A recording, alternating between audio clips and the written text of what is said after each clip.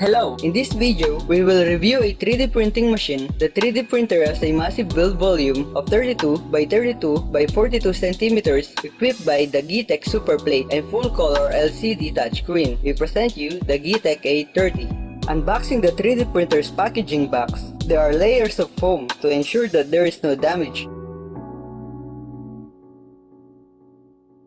And inside of this box, you will get the manual, bottom frame part, another box that contains some tools and extra components, the control box, and the vertical frame part. This machine comes in pre-assembled. That means when we assemble this machine, it will only take a few times.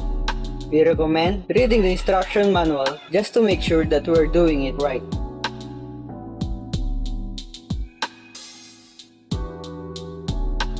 Before we fire this thing up, we make sure all the screws and cables are tightened up and well organized.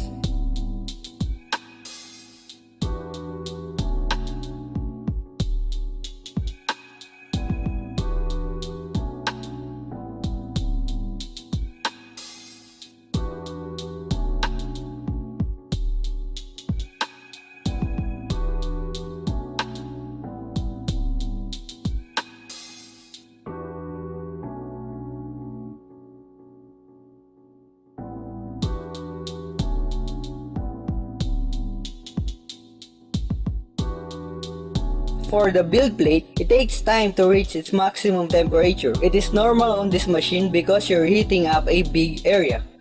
This 3D printing machine has a recommended printing speed of 80 to 100 mm per second, a maximum temperature of 100 centigrade for the build plate and 250 centigrade for the extruder.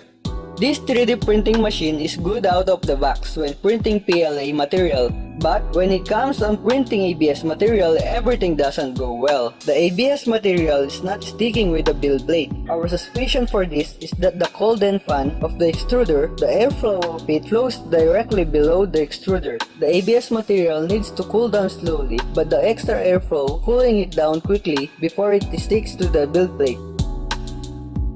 This huge black and blue 3D printer was a clone from famous Creality CR10 or CR10S, and it has a major improvement: the build volume, the dual Z-axis, the dual rail bed support, full color touchscreen, the Geeetech Superplate.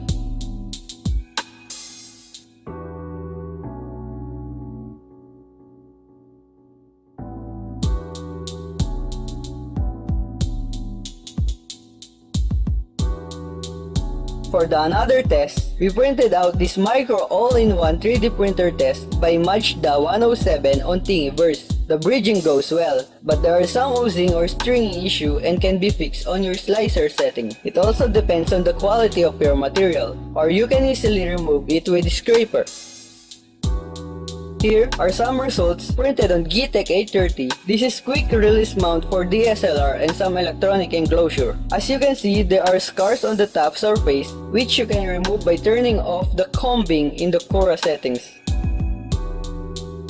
We recommend this 3D printer for its price, ease of use, accuracy, performance, and especially the customer support that will try their best to satisfy your concerns and needs. This is the best 3D printer we have encountered so far.